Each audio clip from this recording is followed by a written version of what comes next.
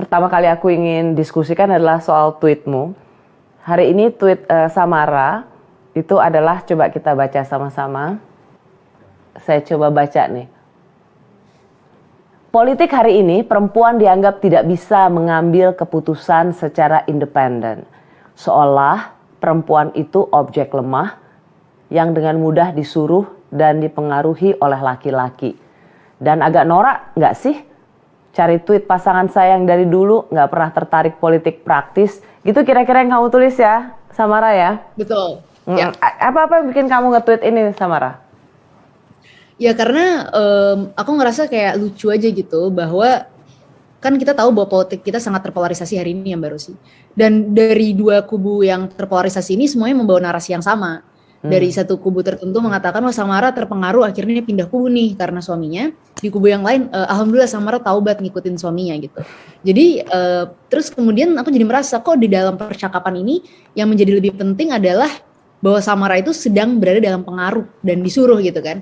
Bahwa kita sebagai perempuan itu seolah-olah seorang politisi perempuan atau public figure perempuan itu nggak memiliki suara dan pemikirannya sendiri gitu Mbak Rosi gitu. Dan Apa hubungannya? Apa hubungannya polarisasi masyarakat sama kita perempuan yang nggak punya hak untuk bersuara? Sebenarnya alasannya sih masyarakat terpolarisasi ini ingin mencari-cari aja kan sesuatu yang untuk ya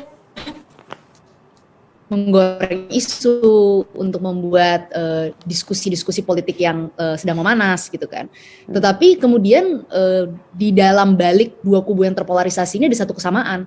Dan satu kesamaan itu mereka menyadari bahwa dalam alam bawah sadar mereka, perempuan itu adalah seorang yang gak punya suara loh sebenarnya. Samara ini pasti mengikuti seseorang yang lain yang mengambil keputusan untuk dirinya, yaitu laki-laki. Di sini kan dalam kaitannya di sini suami gitu kan. Padahal ya kita kan sebagai perempuan punya pemikiran sendiri, punya pandangan sendiri. Kita juga independen, punya kemampuan untuk memutuskan karir kita ke depan mau seperti apa gitu Mbak Rosi. Oke, jadi ada 2 poin dari apa yang kamu katakan. Satu, tentang kamu mengundurkan diri sebagai pengurus PSI, Partai Solidaritas Indonesia, dan sebagai kader PSI. Dan kemudian soal tweetnya Mas Aji, kalau nggak salah itu bulan Maret 2020 awal pandemi, yang memuji Gubernur Anies Baswedan soal penanganan pandemi. Orang mengkaitkan itu bahwa Samara tuh keluar dari PSI karena Mas Aji, seorang profesor yang mengajar di New York University, betul ya? Di NYU ya? Iya, betul. Memuji, ini kira-kira, ini tweetnya saya bacakan. Salut dengan kinerja Pak Gubernur Anies Baswedan dalam penanganan COVID-19. Berdoa dan berharap yang terbaik untuk Jakarta dan Indonesia. Wow, orang semua pada ngeliat gini. Suaminya Samara muji Anies Baswedan, bukannya Samara sama PSI nyinyir terus sama Gubernur DKI Jakarta. Iya. Nah itu sebenarnya ada 2 poin. It's like kayak breaking news gitu. Iya ya. Sebenarnya 2 poin yang menarik Mbak Rosi. Tweet itu kan juga dicabut dari konteksnya.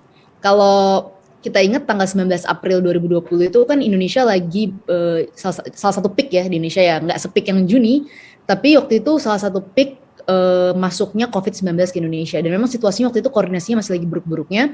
Tapi Jakarta lumayan bagus waktu itu. Terlepas dari Jakarta kemudian akhirnya menyerahkan koordinasi ke pusat ya. Tapi ketika itu Jakarta cukup bagus. Dan bahkan kalau kita mau jujur PSI pun waktu itu, saya kan masih di PSI juga waktu itu kan. Kita memberikan apresiasi, DPRD DKI Jakarta, fraksi PSI itu memberikan apresiasi juga ke Anies Baswedan terkait apa yang dilakukan ketika itu. Karena di zaman-zaman COVID baru masuk itu ya yang paling penting buat kita kan bukan politik polarisasi ini kan. Tapi yang paling penting bagaimana semuanya, baik pemerintah pusat dan daerah saling membantu untuk menyelesaikan persoalan COVID. Hanya tapi itu nggak dilihat sih Samara, sorry. Itu nggak dilihat dari PSI, nggak dilihat. Yang dilihat adalah PSI ini selalu nyinyir, selalu cari-cari kesalahan Gubernur DKI Jakarta Anies Baswedan, sehingga ketika Mas Aji misalnya memuji itu like wow, ini luar biasa. Teman tidurnya pengurus PSI aja bisa muji kinerja baik seorang Gubernur DKI Jakarta, dan itu kemudian dikaitkan 2 tahun kemudian, yang mana beberapa hari belakangan ini, yaitu seorang Samara Amani keluar dari PSI yang kemudian banyak disyukuri. Oh, ternyata Samara sudah bertobat, dia sudah kembali ke jalan yang benar berkat suaminya. Ya itu dia makanya Mbak. Sebenarnya kayak tadi aku cerita ke Mbak Rosi juga ya, aku tuh nggak pernah melarang Aji mengungkapkan pandangan dia. Sama seperti Aji nggak pernah melarang aku punya pandangan politik, punya mau berkarir apapun dan selalu suportif terhadap semua mimpi-mimpi aku di masa depan. Aku juga nggak pernah melarang Aji untuk mengungkapkan pandangan apapun. Meskipun pandangan Aji tuh nggak pernah ada yang politis, karena memang dia adalah orang yang sangat tidak tertarik dengan politik praktis kan. Dia kan kayak pure scholar gitu kan.